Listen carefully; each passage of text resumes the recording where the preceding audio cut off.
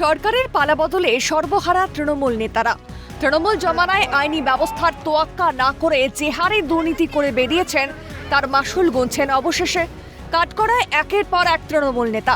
জেলা স্তরের নেতৃত্ব থেকে তৃণমূলের তাবর তাবর নেতারাও কুল কিনারা হারিয়েছেন। তাই কেউ পালিয়েছেন, আবার কেউ পাপের প্রায়শ্চিত্ত করার চেষ্টায় ব্যস্ত। তৃণমূল সরকারের ক্ষমতার দাপটে একের পর এক দুর্নীতিতে লিপ্ত ছিলেন কোচবিহার মাথাভাঙ্গার ৮ নম্বর ওয়ার্ডের তৃণমূল কাউন্সিলর কাকলি ঘোষ ও মাথাভাঙ্গা ব্লক তৃণমূলের যুব সভাপতি নয়নজ্যোতি সাহা।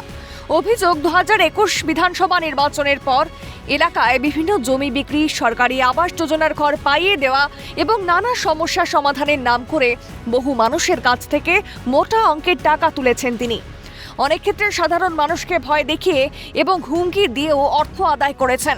তবে সরকারের পালাবদলে অধ্যত্বের পতন, দফায় দফায় কাটমানির টাকা ফিরিয়ে দিলেন তৃণমূল কাউন্সিলর। মোট ২ লক্ষ টাকা পুনরুদ্ধার করলেন ভুক্তভোগীরা। তবে ভুক্তভোগীদের দাবি, সাধারণ মানুষের কাছ থেকে যে পরিমাণ টাকা আত্মসাৎ করা হয়েছিল তার তুলনায় ২ লক্ষ টাকা অত্যন্ত সামান্য। এখনো কয়েক লক্ষ টাকা ফেরত পাওয়া বাকি রয়েছে। আমাকে ২১-এর পর থেকে নানাভাবে অত্যাচার করছে। মানে ভোটের ২ মাস আগে আমি বিজেপি করি দেখে ওই পানিশমেন্টের জন্য আমাকে ২০,০০০ টাকা দিতে হয়েছে।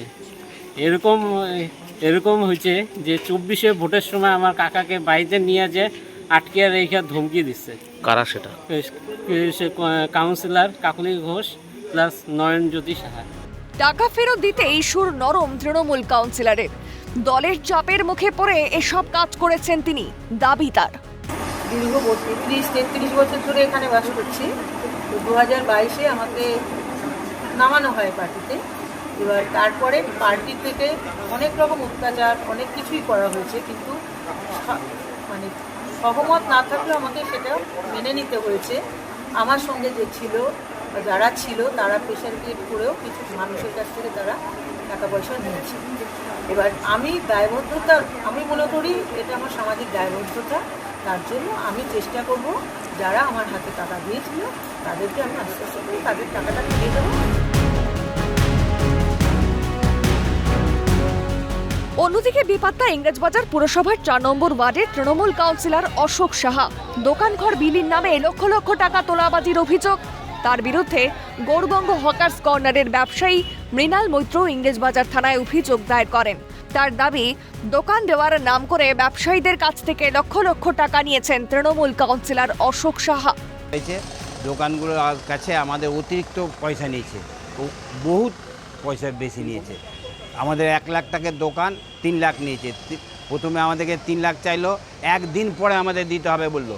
আমরা তাই জোর করে ধার দেনা করে আমরা দোকানের পয়সা জোগাড় করলাম। তারপর ১-২ মাস পর আমাদের দোকান হাতে এনে কাগজ দিচ্ছে, দেখছি আমরা কাগজে আমাদের ১ লাখের জায়গায় ৩ লাখ নিয়েছে, সেখানে আমাদের ১ লাখের কাগজ দিচ্ছে। হ্যাঁ, ১ লাখের রসিদ দিচ্ছে। আর এবং যখন বলতে যাচ্ছি দোকান কোনো লটারি বা কিছু সেইভাবে কিছুই করে দেয়নি, নিজে হাতে এসে বলছে তোমার এত নম্বর নাম্বার, তোমার এত নম্বর নাম্বার। এবার আমরা টাকা কম চাইছি বলে তাহলে অন্য কাউকে দিয়ে দেওয়া হবে দোকান। ঘটনায় শুধু তৃণমূল কাউন্সিলরই নন, পুরসভার আরও অনেকে জড়িত বলে দাবি বিজেপির। ৪ নম্বর ওয়ার্ডের তৃণমূল কংগ্রেসের কাউন্সিলর অশোক সাহার বিরুদ্ধে মালঞ্চপল্লী এলাকায় বাজারে স্টল দেওয়ার নাম করে কোটি কোটি টাকা কাটমানির তছরূপের অভিযোগ উঠেছে। সাধারণ মানুষের, গরিব মানুষের, খেটে খাওয়া মেহনতি মানুষের কোটি কোটি টাকা লুট করেছে অশোক সাহা এবং থানায় এফআইআর হয়েছে। আমরা ভারতীয় জনতা পার্টি বলতে চাই যে শুধু অশোক সাহা যুক্ত নয়, অশোক সাহার সাথে পৌরসভার একাধিক ব্যক্তি এর সাথে যুক্ত রয়েছে।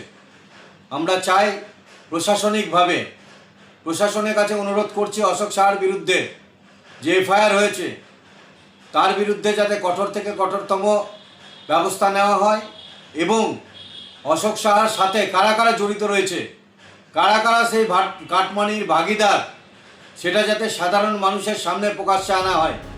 যে ক্ষমতা বাংলার জনগণ তুলে দিয়েছিল তৃণমূলের হাতে, সেই ক্ষমতার অপব্যবহার করে জনগণকেই দমিয়ে রেখেছিলেন তৃণমূল নেতৃত্বরা।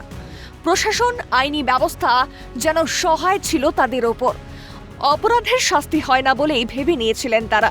তবে বর্তমানে ক্ষমতা হারিয়েছেন তৃণমূল। জনগণের ক্ষমতার গুরুত্ব হাড়ে হাড়ে টের পাচ্ছেন তৃণমূল নেতৃত্বরা। আইনি ব্যবস্থার সংজ্ঞাও বুঝতে শুরু করেছেন তারা। তাই দাপুটে তৃণমূল নেতৃত্বদের গলায় মিনমিনে সুর। গ্রেফতারির ভয়েই কি নিজের পাপ ধোয়ার চেষ্টা করছেন তৃণমূল নেতৃত্বরা? আদৌ কি কোনো লাভ হবে? দীপজয় বর্মন ও করুণাময় সিংহের রিপোর্ট, ক্যালকাটা নিউজ।